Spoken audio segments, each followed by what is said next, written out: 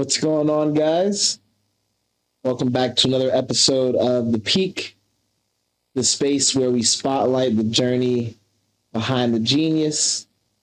This isn't just about what people do, it's about how they do it. We're tapping in with the creatives, the builders, the visionaries that are turning raw talent into real movement. Today, we're joined by someone who embodies the grind from every angle: music, fashion, culture, as well as business. He's a Detroit-born, Atlanta-based artist, skateboarder, conscious creative, and the mind behind the bold, high-end streetwear brand, Elevated Identity, made for the popular misfits, visionaries, and those who stand for more. With features out on all platforms and a brand that's pushing identity and expression through custom apparel, he's not just making noise, he's building something real, something with character, something with identity. We got LJ Music in the building. What up, my boy? Yeah, I can't clap myself. That motherfucker needs to quiet it out. What's good? Good, man. I'm unstoppable, fam. What's good? We back. You guys know this episode is brought to you by Doobies. That's Go Doobies on Instagram as well as X. Today, we'll be enjoying their lemon cherry guava as we get through some of the interview. Let's hop straight into it. What was the first vision behind Elevated Identity, and how'd you go from idea to all these products?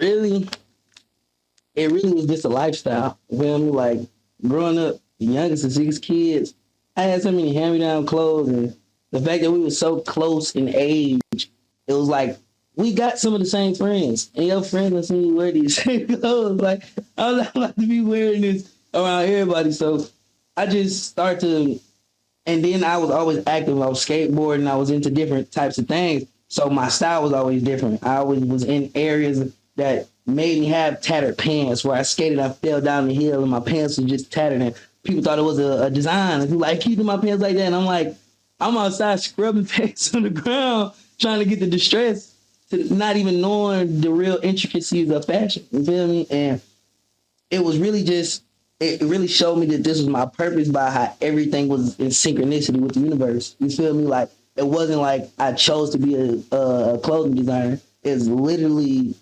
destiny for me to be this, because I come from Detroit, bro. I'm a skateboarder. I used to wear big pants and big jackets and big shoes. We used to talk about it, bro. We used to be like, your shoes need to lose weight, bro. Your shoes need to be on a diet. I used to wear ES's and DC's. Like, people didn't get it because they wasn't part of the culture. Right. So, especially the DC's. I was far away from the end with fashion. You feel me? And then my mom, like, bro, I'm not about to pay for no $200 Jordans for all of y'all. And then you skateboard. You about to go fuck them shoes up tomorrow. So it was like, tomorrow. No, for real. Literally so, tonight. And then I go cut grass. I've always been a hustler. I've always been out, you feel me, making money and doing things.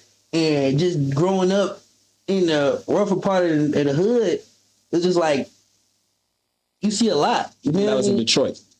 This is transitioning from Detroit to Atlanta. You feel me? Like, I always been back and forth from Detroit to Atlanta. I grew up in Detroit completely since I was 8 years old. And then I moved to Atlanta. Well, we went to Atlanta for a vacation, then we ended up getting the opportunity, because my dad's a producer, to move to Atlanta, you feel me, to get into the industry.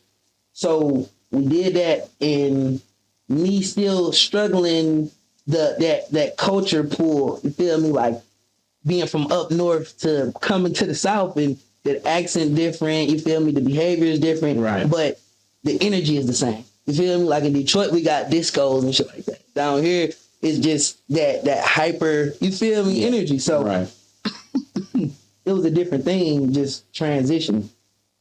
But that also implemented itself inside of my fashion sense. You know what I'm saying? Like, everybody wearing skinny jeans, I'm wearing bigger jeans, and people like, bro, like, what are you doing? And I'm like, bro, this is what I like. And then it came into a thing where people start to appreciate different styles. You know what I'm saying? Right. Different trends. Like, when Thug was coming up and he was having the skateboard white boy swag and shit like that, like, people was on it because that's what was, you feel me, that was what lit was. That's what it was popular at the time. But if you was a part of the skate community, if you was a part of the gothic community or alternative community, you would have been, you feel me, you would have been wearing this stuff. You know what I'm saying? But just to be from the hood and having that image, people wasn't used to that. You feel me? Somebody who's actually from that. You feel me? Being able to channel into different genres, you feel me, of fashion and different cultures, honestly, because people don't really get too much of a chance to expand past what they know or their environment. Right. So, yeah, like growing up in the hood, seeing a lot of shit, seeing a lot of my folks, people close to me catch 12 years in prison at 8th grade. You feel me? Like people dying and getting shot at parties that I'm at. You feel me? Shit is going on. So it's like I had to figure out a way out. You feel me? And I knew it was something definingly different about me. You feel me? So I just prayed about it. And I asked God, what should I invest my money into? You feel me? I had a lot of money from, you feel me, just being in the streets, being a hustler, you feel me, doing shit. And God basically told me be a clothing designer. I'm like, what? Be a clothing designer? I don't know nothing about clothes at all. Like, nothing. People have always asked me to design clothes for them, like I do my own clothes. I've always had my own fashion sense of how I want to look. But it was never like a career thing. Like people used to ask me to do their jeans and shit at school and feed my homie how I do it. Or I charge them $75 to do a little small edits to their pants. Like I was talking about scraping shit on the floor and all that. So boom, I just go invest. I invest all my money into it. And I'm questioning myself, my decisions. Like this is the most money I've ever had in my life, and I'm spending on something I don't even really know if it's gonna work. My dad's like, don't look at it like that. This is investment, and you prayed on it. This is what came to you.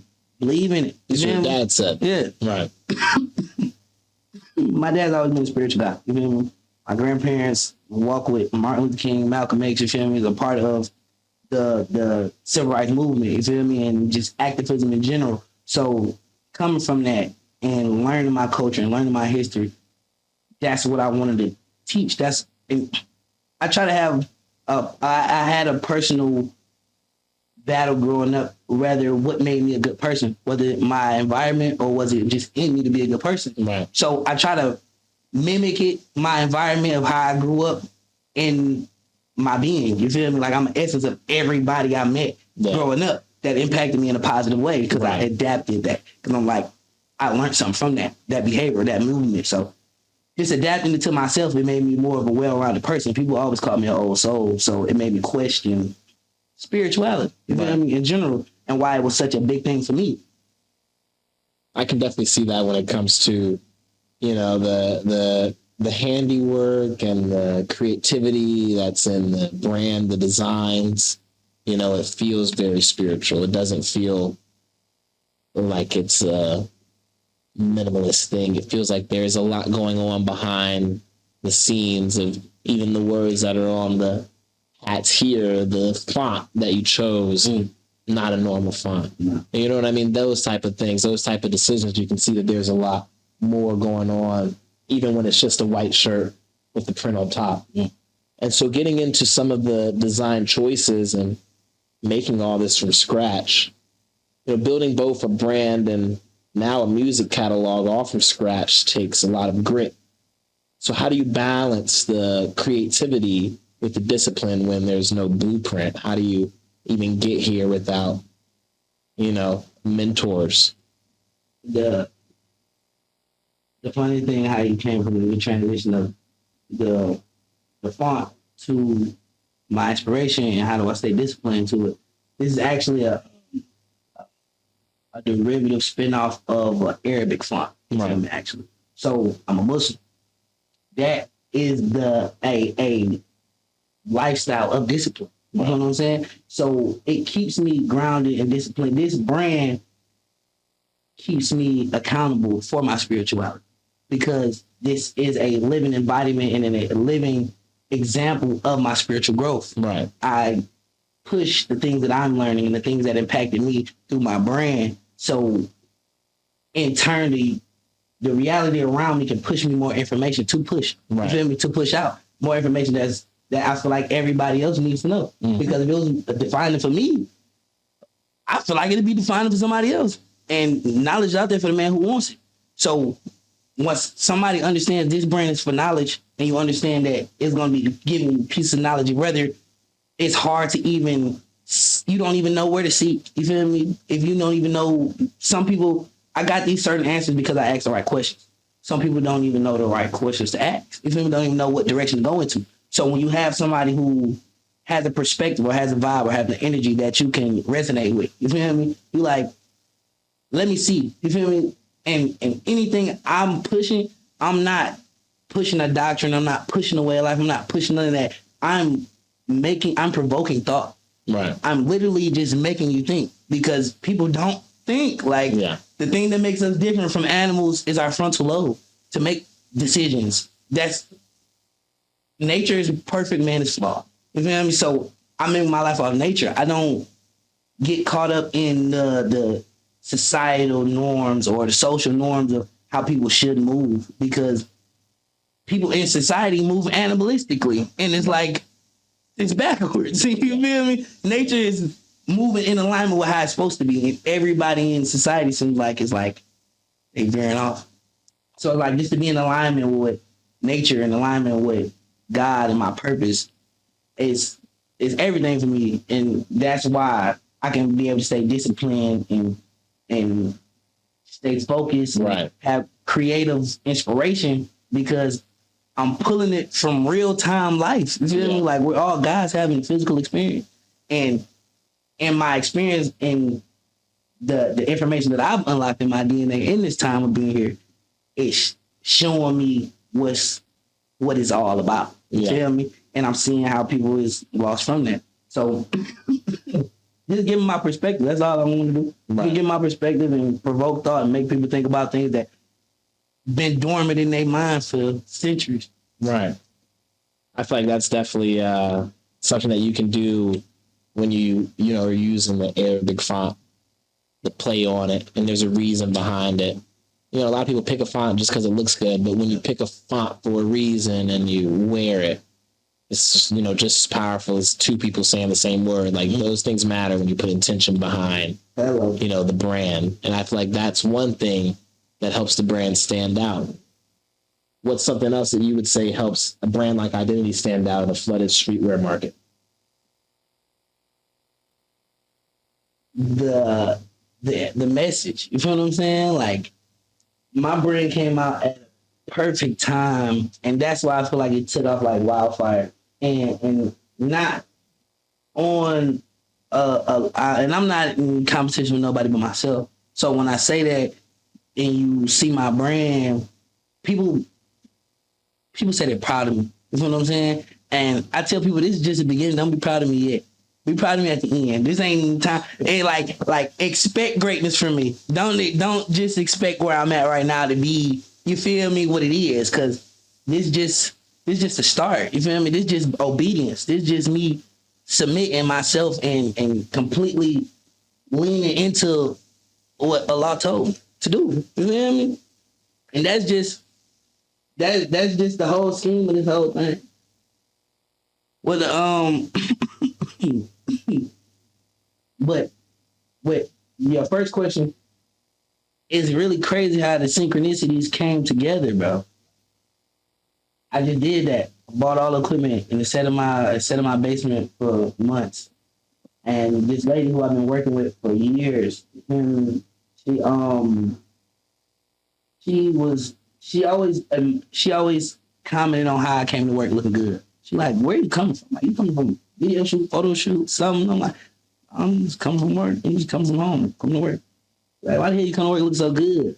And I'm like, I don't look good for other people. I look good for myself. Right. I want to look in the mirror and I like what I see. You know what I'm saying? Like, and a lot of people have a lot of self-esteem issues. You feel me? Like, I literally, and I can speak on it because I literally am a product of it. You feel me? I literally used to be one of the people looking in the mirror and really not liking what I see, really hating myself. And When I understood mind over matter and I started having my spiritual walk, I'm like, this is not healthy to speak to yourself like this in any manner. You feel me? So mind over matter, go in this mirror every day and tell yourself, boy, you look good. Every day. I did that shit every day until one day I was walking in the mall and I walked past this big ass fucking mirror. And I walked past that motherfucker and said, boy, you look good. And for the first time, I actually fucking meant it. You feel me? And that shit felt good. You feel me? And it unlocked something in my mind. It unlocked a level of mastery of myself. You feel me? And I think that's what the skateboard culture also did for me. You feel me? Like, let me know I could push past my limits. You feel me? Like, overcome something that I didn't even see myself doing. Like, when you first approach a 12 stair, you like, what? Like, you don't think you're going to be able to just hop down that. You feel me? But when you do it and you successfully, even when you testing it and you seeing, okay, it's not as bad as my mind makes it up to be, and you conquer that, you can transition that mindset into anything. You feel me? And then that community of support. Like, a total stranger could see me doing something and not know my capabilities or my talent at all, and could be like, hey, bro, you can do it. Yeah. How you know I could do something you don't even know me, but you support me and you are standing for 30 minutes to an hour to watching me do it. You feel me? Like, that's a different type of, you feel me, motivation. And you pulling that into any type of, you feel me, any facet of life, people just gonna support you. You feel me? Like, cause you can have blind support for somebody you don't know. You feel me? That's just being tapped in with humanity. You feel me? Seeing that universal oneness, seeing myself in you. Like, if I was seeing myself pushing hard at something, I want somebody to walk past and fucking support me too.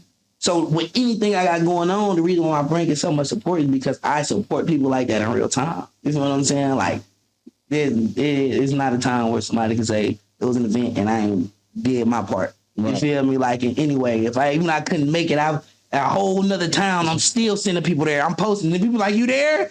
Maybe. Maybe. Just to make them come, because I know they just want to be around the energy. You feel me? So it's just the way it goes. Let's talk about another side of the identity when it comes to being a music artist. How has that influenced the design, the tone, the messaging of the clothing? Tell us about how the music relates to the brand at this level. Songs out, songs in the vault. What does it feel like? It's all a microcosm of itself. You feel me? Like, when I've been doing music since I can't even fucking remember. You feel me? Right. So music, clothes became something that was told to me. You feel me?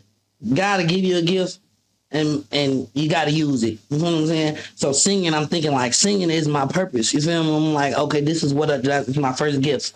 It's some people who get tossed that one gift. You feel me? And there's some people who just get through all them motherfuckers. You feel me? Just threw a whole bunch of shit at the wall and you don't know what you might get. And you discover more things as you expand, but you will think this is what your life is about to be. And then something that completely changed. Like, I got a song that said,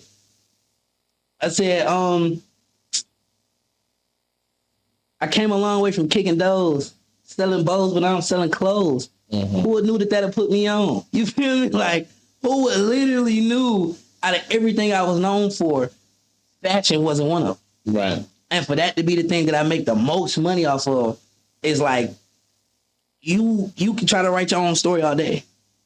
But if God got a plan for you, whatever you believe in, the universe, karma, dharma, whatever it is, and whatever that got a plan for you, or if you believe in predestined or whatever it is, you feel me? Because I'm Muslim, I believe everything is done with Allah's permission. You feel me? Nothing can happen without Allah's permission, regardless if it's, you feel me? People always go through that battle. If it's good or bad, boom, boom, it's balance. You feel me? It's good and evil and everything. So when you understand duality, you understand how to move. You feel me? I don't see things as good and bad. I see things as positive and negative. You feel me? And I feel like that's something that us need to understand more, because we don't take the right actions that's positive for us. You know what I mean? Like, we might say, oh, no, we're not going to do that because it's wrong. Other people don't think like that. You know what I'm saying? It's not about what's right or wrong. It's about what's good for me. You feel me? Because right or wrong can be changed. It's situational. You feel me? Like, you can't tell somebody they wrong for doing what's right to them. Yeah. And for their situation.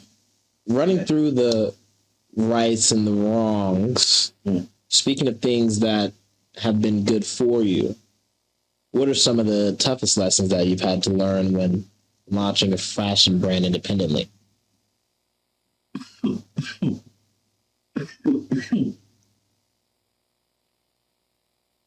Trying to give people what they want when they don't know what they want. Like, when you're painting a picture, when you're writing a movie or you're shooting a movie and you're trying to portray something to somebody, you can't always do exactly what they expect you to do, because then it would be no suspense. It would be no attraction there. You feel me? Like, you know what's gonna happen. My brand changes twice every month. You feel me? And people like, oh, bro, you got something that sticks. You need to stay with it. You need to boom, boom. But it stops the progression of my brand. Right. Because when my brand was just selling and I was just doing things and that I wasn't really happy. You know what I'm saying? And I shut my whole brand down. And me going through my time, and that was another thing that showed me that this is my purpose, that even through my own spiritual plights, people who really loved me and really cared for me, they understood, yeah, you're going through some spiritual stuff right now, but we don't care about none of that. We want them clothes. We need the product, G. Like, you can go through that later. Like, I really was doing that, but because I wasn't happy, I wasn't getting no substance from my brand. Right. And that's what made me make a staple. Like, yeah, I'm gonna do these 2 different drops every month, and it's gonna be completely different. But if you see something on my brand that you like, you send it to me, tell me your size and color, you feel me? We can do some collabs, we can do some things, but everything that I touch is a one of one. Right. Nothing has been mass produced up until now. You know what I'm saying? So it's like, and even moving forward, I still want it to be exclusivity, but it still is not for a certain demographic. You know what I'm saying? Right. Because it can literally be for anybody. Literally be for anybody, because everybody has their own identity. I definitely feel like, that's what it gives off. When I see things like the ski mask, and it relates to identity, it's like, well, everyone has one of those. And these days everybody has a ski mask. Come on. Right. And it's crazy how fanatically wild the ski mask era has became. Like, it's kind of segued right after COVID, and people were so used to wearing masks, and like that culture became a thing. Right. But it's literally illegal to wear a ski mask. Like, people don't even know that. Like, but if you really in the streets, like these young dudes claim to be in the streets. Like, if you was really in the streets, you don't want any attention from the police. Right. So you wearing a ski mask out in public for no reason. It's literally a reason for them to come mess with you. Right. So it's like, I'm gonna educate you and make you feel like you're fitting in. Yeah. So you can still wear the ski mask, you can still represent the ski mask, but on your shirt. Yeah. Instead on your face. Because you don't have no ops. No, that's smart. Who's your ops? That's smart. Who are you spending on? And if you're trying to spend, if that's what you're doing, you're drilling, it's on site. What is you? You don't want them to catch you lacking? You should be lacking. You know what I'm saying? They don't want to catch them with the doobies pack, man. Or they cherry guavas took. You know what I'm saying? Yeah, smoke. You hear me? Man, speaking on the amazing opportunity we've had to try out some of the lemon cherry guava. It sparked some amazing conversations between us. I love the taste of it. It's real sweet. I definitely feel like, it's one of those. It's one of those. 100%. So thankful to be able to try it out. Thanks so much to Doobies for sending it on over. More to come. Let's get back into the brand, back into the community. You've clearly built a community from Detroit all the way to Atlanta. How important is networking versus the product when launching a brand like this? How important is networking versus the product itself? personally, how I just move in general. Like, and you're welcome to add this to your traveling arsenal. I don't travel places with like my own personal joy to travel. Like I get booked to go places where it just be feeling business. But when I'm just going out for inspiration, where I'm going out to just experience life, I don't go places where I don't know somebody who's actually from that place. Right. Because if you actually traveling, you know, all the tourist stuff be lame. Like you never really get to experience the real culture of the city from the tourist stuff. Right. If all the people from that city never go see the tourist stuff. Like I know people who's from states that never went to go see the things that everybody go there to go see. So it's like, but they really know the city. They really know the fun of the city. So it's like, if you really want to experience that, you really want to tap in with somebody like that. So because the exclusivity of my brand, that most of my things are one-on-one, and the dopeness of knowing the designer, and you feel me, like knowing the story. Like I had the privilege to go to one of my homies, one of my close friends, Nari's brothers, TJ, actually. TJ's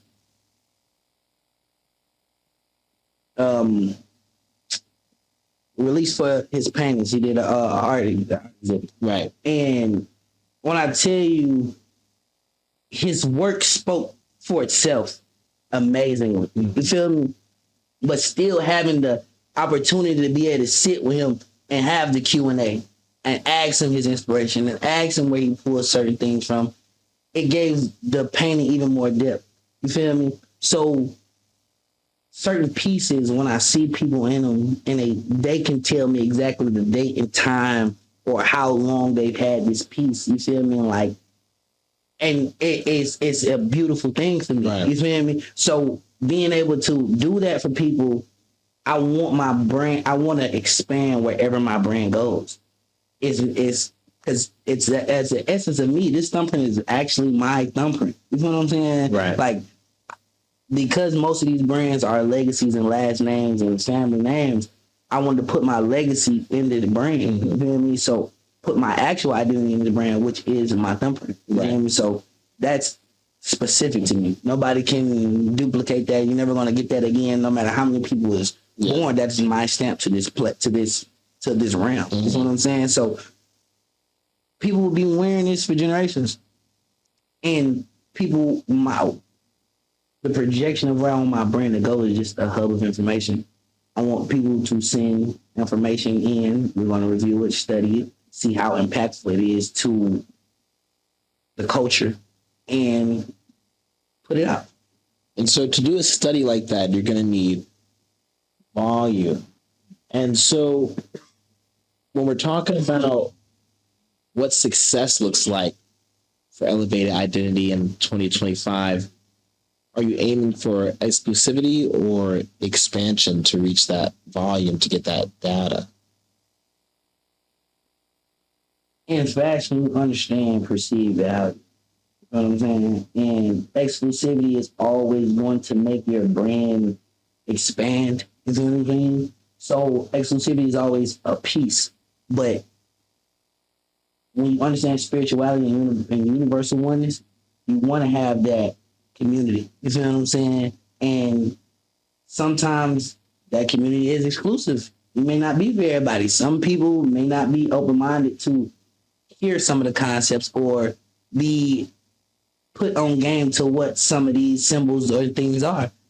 They may just wear it because it look nice. Right. You know what I'm saying? And if that's the thing for you, so be it. It looks nice. That's what it's made for. Like it's to catch your eyes, to provoke your thoughts, to say, why is that so nice? What makes that so hard? What makes so many people rock with this brand? Right. And that's literally the essence of it. To be a household name, to be a hub of information, a community to where you like, when you see somebody with this brand on, you automatically know what they own. You know what their mindset is. You know that you can network with this person, you can learn something from this person, and you can exchange information with this person. Right.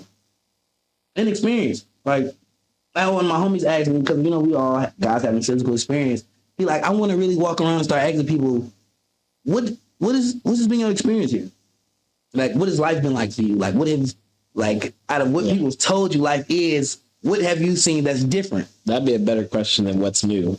You hear me? And niggas be like, what's new? I'd be like, bro, nothing's new. Nothing. But what's different from what they taught you that you found out on your own? You know what I'm saying? Like, that's the deep question. Yeah. And that's what my brand is really asking. Like, in your experience and your identity, what can you add to the culture?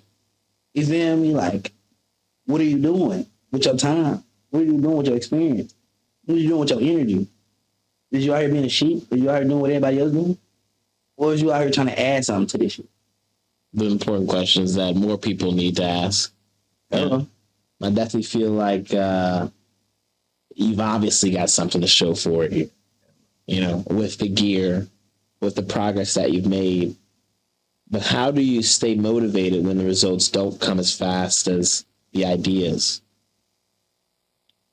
Motivation is not something I run off. I don't run off substance. Sometimes you may not be motivated to do something. It may not be in you. You may not have the energy, but the substance from it. As long as you're pulling substance from what you're doing, you're gonna keep doing it. Like, you're gonna wake up day in and day out, no matter how many fucking hours you gotta put in, no matter how much money you're making, you're gonna do it because you enjoy doing it. And you understand the effects of it is bigger than the moments of emotional strain or physical strain or financial strain or experiential strain where you just can't experience what you're trying to experience, where I've sacrificed so much of my childhood for my business and for my empire that when it's time for me to do what I really want to do, I'm gonna be able to do that without second thinking it. Right. You feel me? Like, because of preparation, because of the substance of my story. I had one of my homies introduce me to one of his friends, and he been knowing me for 5 years. He says, and this is one of his homies that's locked in. He like, listen, bro, this is my homie LJ. This is how I'm explaining to you, basically. I've been knowing bro for 5 years, and ever since I know him, he wears nothing but his brand.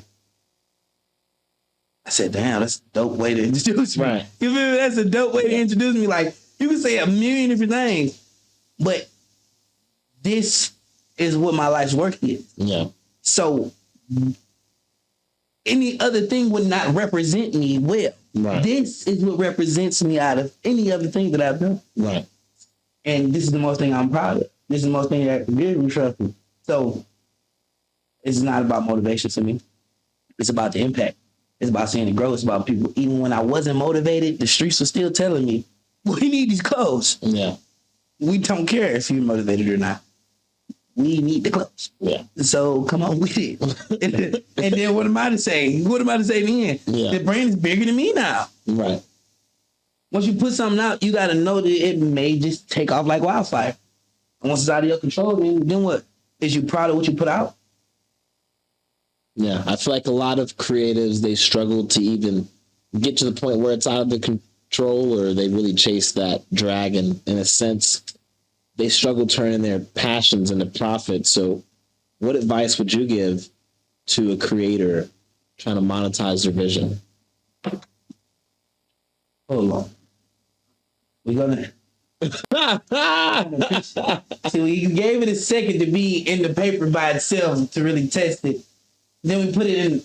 It's striking. Oh, Lord. Some lemon cherry guava from Go Doobies. That's how go fucking doobie. That's how we do be. This is how I do be. This is how I do be. Yeah. Excuse me, my bad. Continue. You have to react to that question. The first inhale was this life. Like water. Like when you drunk and you drink that cold bottle of water for the first time, it just wake you up. That's this motherfucker. That 4 a.m. water on the counter joint. Yeah. What is some advice that you would give to a young creator trying to monetize their vision?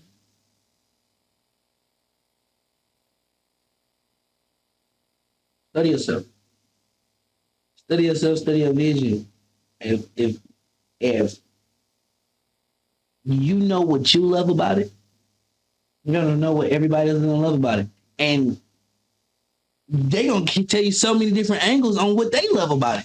It's gonna inspire you even more. You feel me? But do it for substance within yourself. Don't do it for the outside to accept you. You know what I'm saying? Because like I said, you want your product or whatever you create or whatever you put your time and your energy into to be an example of who you are. And you want to be proud of that at the end of the day. You don't want to compromise yourself or your passion for financial gain, because no matter how much money you get, you're not going to be happy. It's not going to, and even when you do revert back to doing what you love to do, your money may not be the same. Right. Because they may just love that one thing that you did in the way you did it, and that may not be truly you. Yeah. You know what I'm saying? Like, people don't even know Musical Soul Child, amazing artist. You feel me? I'm talking about so many babies made to it, so many weddings. I'm talking about everything. Right. But his music impacted so many people, but it wasn't generally what his passion was to do. He wanted to do a whole nother type of music. And he was put in that position to where this could change your life. So yes, I'm going to make this decision to do that, but he compromised his internal passion for that. And when he tried to do his own music, of course, his name is going to carry weight, so people are going to listen. But the impact was not the same. Yeah. You feel me? So it was like, it does something to your creative spark. You feel me? Mm-hmm. And to not be pulled off of that. You feel me? To stand firm in what you are and your product, no matter what the result is. Like, I wouldn't give a damn if everybody in my family wore this for the rest of their life. I would be happy. Yeah. Because my family loved it. Right. You feel me? Like, even people have became family members through this brand. Right. Because of how often we see each other. How often we around each other. How much we come up in conversation together. Right. It just be wild. It just be like that. Like, I just had, like, you know, cause you my man's in real life, in real time. So when we talk about this groundbreaking app, you feel me, you feel me?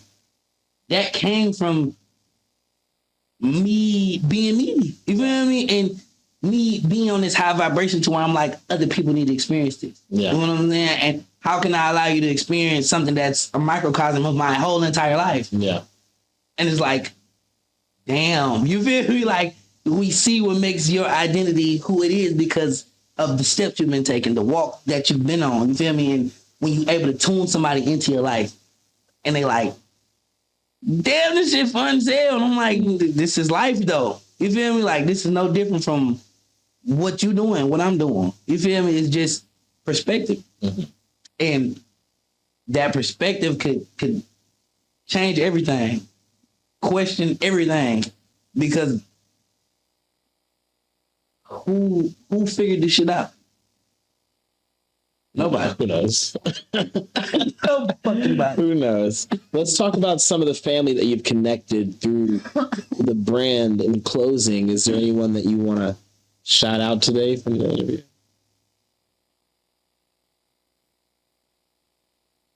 Shout out to the law, first and foremost.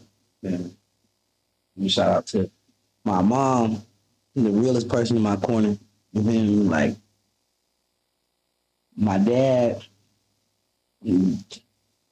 best motherfucking example or environment I can be around. You feel me? Growing up. And all my influences who were just there for me to be me. You feel me? Like, it seemed like every stage of my life I had a different person that I personally looked up to, telling me how they looked up to me because of me being me. Like, liberating them through me being me. Like, my older sister, she was so close to my mom growing up that she acted like my mom. And I had to tell my sister, like, yeah, you know how to behave as a child. You feel me? Listen to mom and boom, boom. But when we at home, we having a ball. You feel me? But when we outside, you acting so strict and stuck up, like you acting like mama right now. And I'm like, you is not our mama. You still a kid. You feel me? Be a kid. Be able to be yourself and enjoy yourself. Right.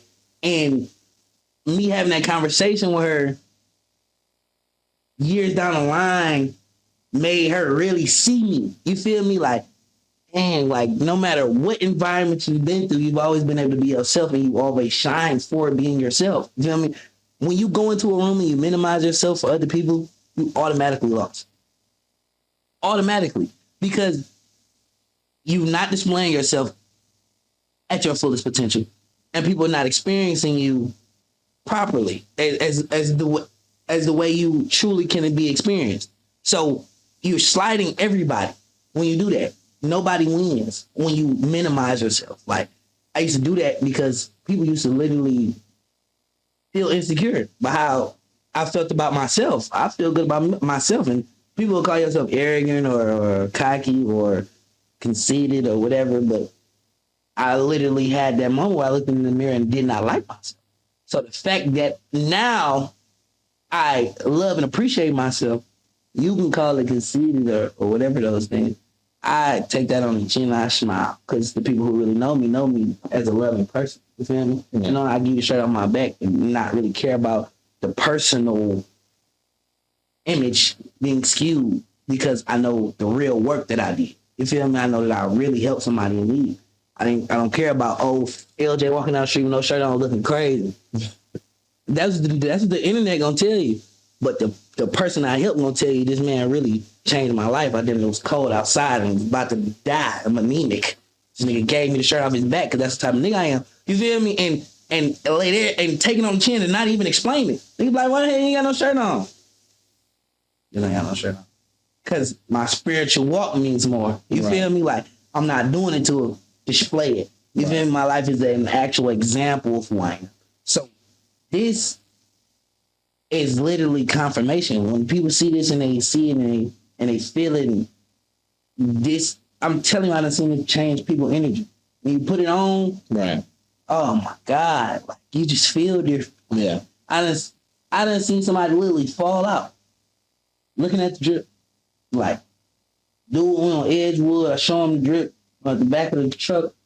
When he lift the shirt up, and he got the shirt in his hands, he bagging up to try to get a wider picture of the shirt, but it's in his arms. It's not going nowhere. So he's stepping back and tripped over the damn curb, fell, hit the floor, still holding the shirt up like, but this bitch hard yet. I'm like, ain't no way this man on the floor still looking at this shirt, G. That's the impact, you know. That's the impact. This shit in real time. It be like that. Yeah, I think I've seen it here firsthand. You guys can see it here yourself. We've climbed all the way up to the top of the mountain on another episode of The Peak. Today we were joined by someone who embodies the grind from every angle. It's music, fashion, culture, as well as business. A Detroit-born, Atlanta-based artist, skateboarder, creative, conscious, and the mind behind the bold, high-end streetwear brand Elevated Identity, made for the popular misfits, visionaries, and those who stand for more. He's got features out right now with me on all platforms, and a brand that's pushing identity and expression through custom apparel. He's not just making the noise, he's building something real, something with character, something with identity. LJ Music, everybody. Hey, man. Hell yeah. I appreciate this family. All right, guys. Follow him. Geeked. Elevated Identity, man. Bitches come swallow. Yeah, you. They love me, though. That's what they love.